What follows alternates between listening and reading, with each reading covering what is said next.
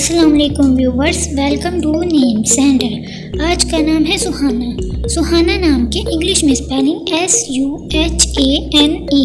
सुहाना नाम का शुमार लड़कियों के नामों में होता है। सुहाना नाम का मतलब खुशगवार, खालस और सूरज की रोशन किरण है। सुहाना नाम में 5 हरूफ और 1 लफ्ज़ है। सुहाना नाम की इब्तिदाई तारीख हिंदी ज़ुबान से निकलती है। सुहाना नाम का मज़हब हिंदू है और सुहाना नाम के अफराद के लिए खुशकिस्मत नंबर 8 माना जाता है। सुहाना नाम का बुर्ज तुलु है और सितारे का नाम ज़हल है।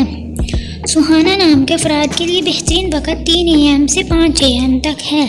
सुहाना नाम के अफराद के लिए बेहतरीन फूलों में सदाबहार बेलें शामिल हैं। सुहाना नाम के अफराद के लिए बेहतरीन दिनों में जुम्मा और हफ्ता शामिल है, जबकि बेहतरीन रंगों में नीला, बनफशी और काला शामिल है।